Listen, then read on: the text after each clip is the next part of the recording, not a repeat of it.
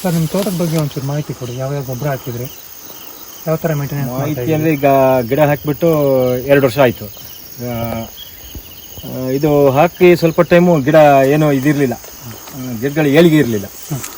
ಗಿಡಗಳು ಸ್ವಲ್ಪ ಚುಕ್ಕಿ ಥರ ಬಂದ್ಬಿಟ್ಟು ಡಾಟು ಇದಾಗ್ಬಿಟ್ಟು ಗಿಡ ಏಳಿಗೆ ಇರಲಿಲ್ಲ. ಅವಾಗ ಸಿದ್ಧಾರ್ಥ ಅಗ್ರಿ ಸೊಲ್ಯೂಷನ್ ನಮ್ಮ ಕೊಪ್ಪದಲ್ಲಿ ಅವ್ರನ್ನ ಕರ್ಕೊಬಂದು ವಿಸಿಟ್ ಮಾಡಿಸೋದೆ. ಅವ್ರು ಬಂದರು ಅದಕ್ಕೇನೋ ಲಿಕ್ವಿಡ್ ಮೆನ್ಯೂರು ಅದು ರೆಕಮೆಂಡ್ ಮಾಡಿದ್ರು.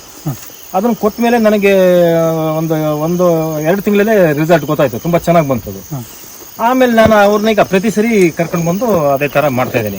ಈಗ ಏನೇ ಆದರೂ ಅವ್ರನ್ನ ಕರ್ಕೊಂಡು ಬಂದು ವಿಸಿಟ್ ಮಾಡಿಬಿಟ್ಟು ಮೆಡಿಸಿನ್ ಸ್ಪ್ರೇ ಇರ್ಬೋದು ಅಥವಾ ಮೆನ್ಯೂರ್ ಕೊಡೋದಿರ್ಬೋದು, ಏನಿದ್ರು ಅವ್ರನ್ನ ಕೇಳ್ಬಿಟ್ಟೆ ಮಾಡ್ತಾ ಇದ್ದೇನೆ ಈಗ ಈ ಪ್ಲಾಟಿಗೆ.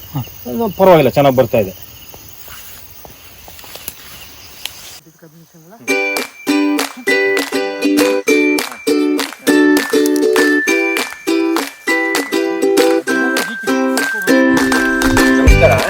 ನಾನು ಈಗ ಮರ್ತಟ್ಲು ಸುಮಂತ್ ಅಂತ, ಇದು ನಾವು ಹೊಸದಾಗಿ ಹಾಕಿದ ಗಿಡ. ಒಂದು 3-3.5 ವರ್ಷ ಆಯಿತು ಹಾಕಿಬಿಟ್ಟು.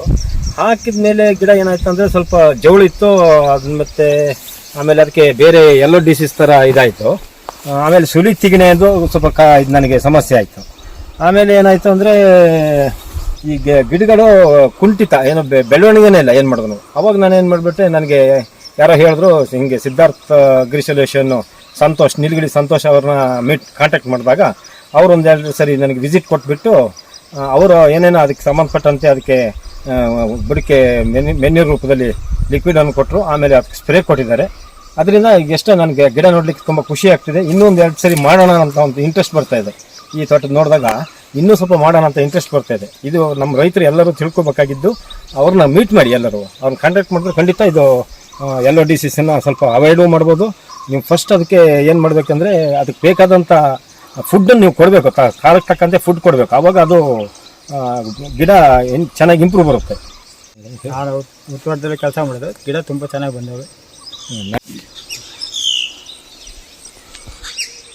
ನನಗೆ ಮೇಯ್ನಾಗಿ ನಮ್ಮ ಲೇಬರ್ಸ್ ಇದಕ್ಕೆ ಅವರು ತುಂಬ ಹೆಲ್ಪ್ ಮಾಡ್ತಿದ್ದಾರೆ. ಅವರಿಲ್ಲ ಅಂದರೆ ಯಾವ ಕೆಲಸನೂ ಆಗಲ್ಲ. ಅವರಿಗೂ ಮುಂಚೆ ನಮಗೂ ಲೇಬರ್ಸ್ಗೂ ಹೊಂದಾಣಿಕೆ ಮುಖ್ಯ. ಅದು ಹೊಂದಾಣಿಕೆ ಇಲ್ಲ ಅಂದರೆ ಯಾರಿಗೂ ಜಮೀನು ತೋಟ ಮಾಡಲಿಕ್ಕೆ ಆಗೋದಿಲ್ಲ.